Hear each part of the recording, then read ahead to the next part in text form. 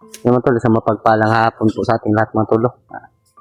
Pasensya na po mga tol sa ating taga-subaybay po na ngayon lang po kami nakaakyat ni Brad Julius.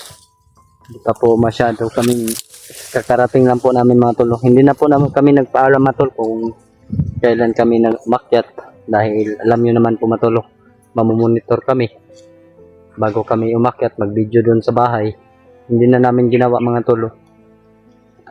Papasalamat po ako sa tumulong po para sa aking kapatid at pamangkin, lalo na kay Mami Imi, no? Meron dahil po Mami at kay Mami Babes, Maria Teresa po Bayogos.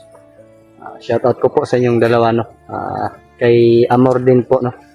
Shoutout po sa iyo ni, isang mapagpalang araw po sa iyo, at kay Ate Bit Corpus, shoutout po sa iyo, at kay Tita Hilma po, no? Ayun po, Tita Hilma, magpagaling ka po ng gusto po, Tita, no?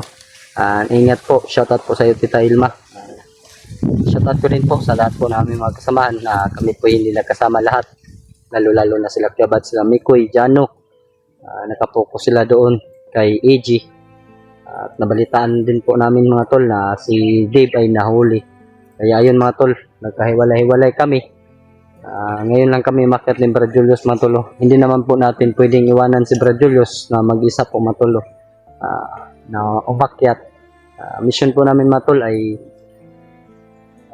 yung mama at saka yung kapatid niya. Yung mga tol, isang bata at saka yung ina niya mga tol.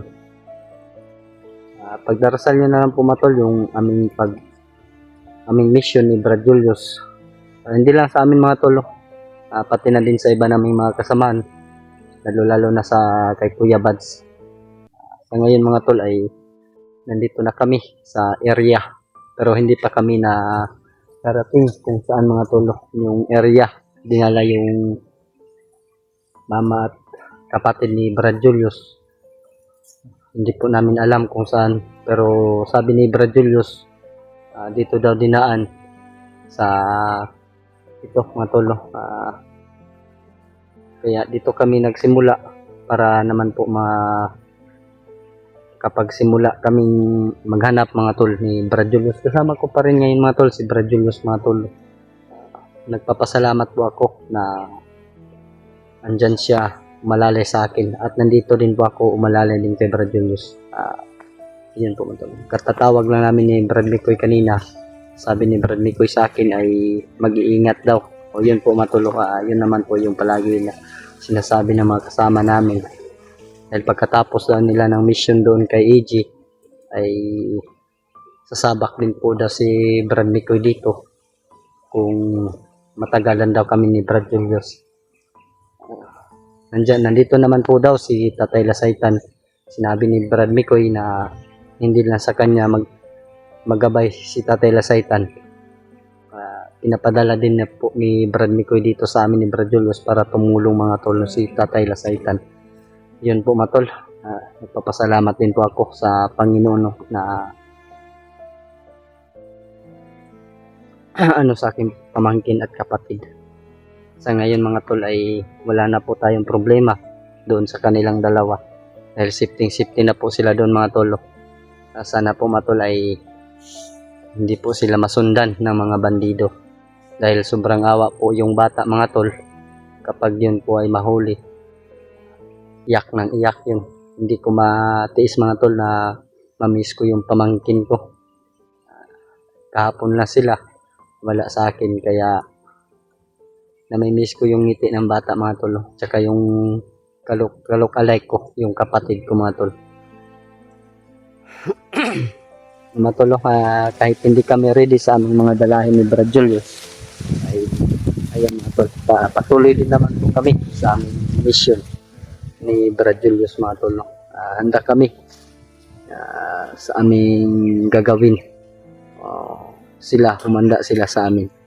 Kaya ayun mga tol, ay pagdarasan nyo po kami sa aming mission ni Brad Julius dahil medyo malayo po yung lugar nila Kuya Bads kung saan dinala si AG.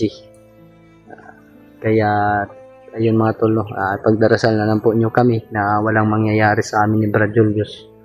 Sana ay ma-success namin yung mission namin ni Brad Julius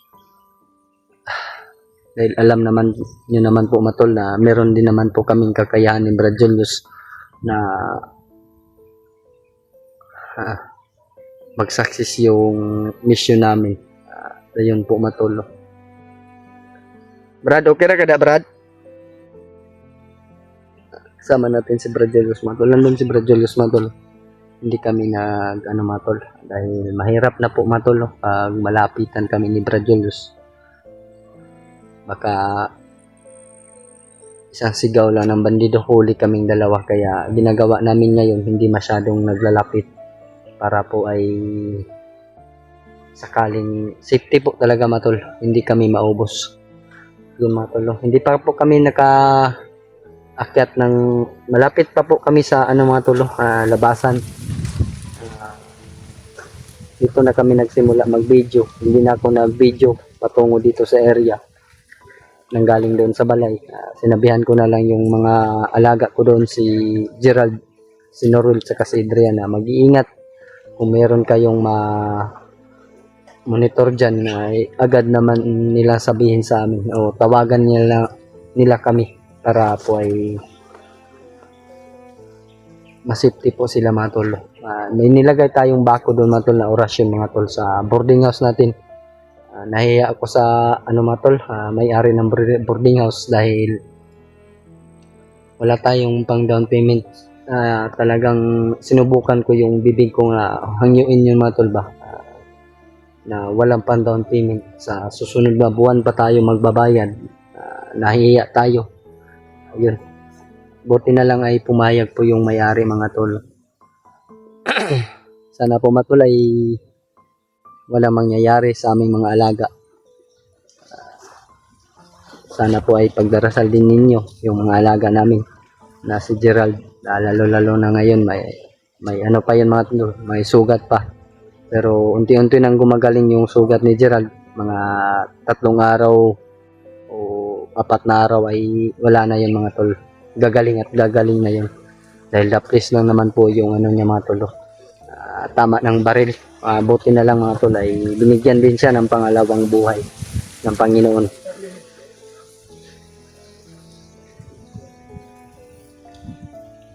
Brad, okay ka Brad? Pasalamat ka sa Panginoon nang dahil kay Gerald may monitor tayo na salubungin siya.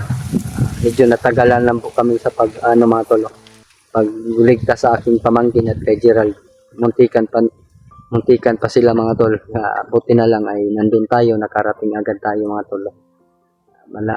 Maraming salamat po talaga sa Panginoon na doon kami pinadpad ni Brad Julius. Dahil kung hindi kami napadpad doon mga tol, sigurado hindi pa kami tapos sa aming mission sa aking pamangkin at kay Gerald mga tol. Saan natin si Brad Julius mga tol?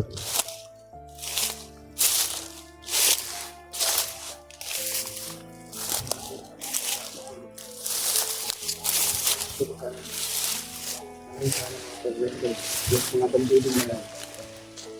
Sa paglabas ko nga din, si mama yung na nila.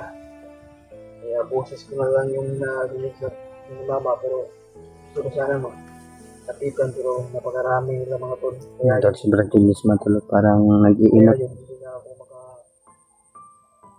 sa mama ko. Napakarami ko na mga tol. Nasa mga parang nasa mga sampo yata yung tol. Baradagan dyan din isulod sa inyong balay dito, Brad. Oo, ganyan nga. Duha isa ko ba kaya kung maligtas sa mama? Wala din mo gisubukan na kung ano nimo? Nay commander wala? Kaya may commander ko, pero wala nagpakita sa kuan ba? Naan siya nagtago dito sa kuan mismo siya naingon na wao nang bata og katong mong mama. Ina ba? Mong mama. Amo yung nadunggan yun ako yun. Moto nga pag kuan sulod sa balay sa mama mo to ibadyakan portahan. Nga 5 sila kabok isulod. Mo to gikuha si mama. Ya namin nagbantay sa kilig mga taga armado. Mga taga sa mga pusil ba mo to nga wala ko ka musulong tago kay ako wala lagi rescue si mama ta. Nang sa man di man ako kaya gyud. Kasi maduha namin magpahamak ni mama mo to. Apod no. Mabod yun na isa brad na Una nga wala. ang nakakuan man pugod sa imo Halos ba? wala lang jud ta ka nag-video na mo adto ka sa mong mama. Dahil mo itong update na pula sa itong greenhouse na kuno kay gusto na ko maduwa ko sa mama palit ang tambal kay inami sa sakit. Na mapalitan ako mga sa mga ganito sundaan bugas kay namo ko kwarta to gamay. Na naghatag ba? Ato ko sa mama. Namo to nga pag-abot ko sa mama. Gabi naman ko abot kaya ko na to. Gabi na ba?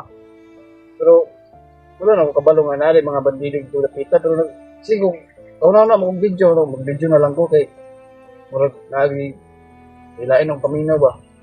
Ito na Nakakuan po na ko sa imo katong imong video nga ingon ka nga nadyo kay napansin. ako napansin kanay no, mo to nga murag dili ni maayo ni. Ana ko, mauna ko kulba na ba. Abot na kong kuan niya. Nakuha ko ang oras ang limat ang murag na init man. Mo to nga una yung video na lang kuan ni. Mo to gi video ng mama. Mo to pagtingog sa nga bandido, mamangtong bandido sila. Mo to igawas ko. Abi na kung maura sila, maura tong duha. Mo to paggawas ako. Kalit tayo kuan ko nila ba, murag sit up lagi ko nila. Nga mo to nga Di planohan day kato day. anuhan ay ko nila nga kuhaw na kung manghuro kung mamapot. Mo to nga naman tong duha ka bandido nga akong gikuan. Pangita ko na mo to naka-off yung galing system. Ang sa diri up kantong dito po ko sa boarding house brad tong danang boarding house. Ni sigdum di mo ni abot. Ma, Commander Demon ning abot ba sa boarding house matum. Nag-update ko kay wala man ko i-upload ba. Itong update ko. Hindi ko katulog ba. Dumi at least pud na dugay ko nakatulog ato kay pag mga 5 minutes sa akong video sa likod sa akong boarding house kabantay jud ko nga nadyoy kuan spot ba niya ana galit ba niya ana patong bagnot dato dito sa akong likod sa boarding house no patong giklaro na ako kadungog man jud kog tingog sa bandido ang ilan yung pangita kuan kung pagumangkon to palo na dahil ang suga gipanglak na ko tanan. Mo ito nakita ko sa video mo. Oh, ang ilan yung si Commander Demon may nagkuhan sa mong kuan mama isa. Okay, kung mo lagi ang may nandan lagi na.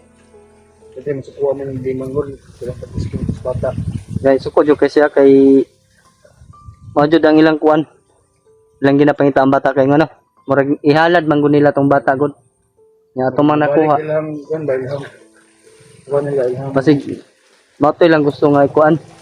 I-swap ay mao to matunggit na itabo sa mong mama na ikuha. Kaya ano, naman sa atong bata to. Ang gayon na. Murag isa pug ka nga nakuan kay isa pud ba ka na kauban ako no. Kapag tabang sa mong pagkumangkon. Kami ito ikuntak ko dali mo. Mama. Siya na nagdala ko na ito. Daghan kag dala. Okay, daghan kag dala niya. Bala. Kamera kong bala. Kamay, ano man ito magasin ako kay short lagi ko sa kuan lagi. Short ko sa kuan. Kuan yun. Nalda ang bala. Yun matol. Dito naman kami sa area ni Brad Julius pero hindi pa kami. Nagalan kami ko na Dari jud agi.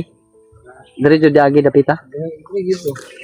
Jadi, kamu tahu nakitaan sa kuan yung balay nila mama. Pero nagyan naman itong balay ni mama niya pag ditsoto paubos sa beto no. Sundan ginako gyud. Nya di naman kayo nang sunod kay kailangan mo dito ka kunta-kunta gyud para tabangan ko nimo ba kay di man pwede kung ako ra isa good nga. Layo na kay Tet sila Brad. Karon. Di man pwede nga ako ra isa kay kasi mauro ko pahamak ko ba. Nandiyan. Tara, ninita. Yun,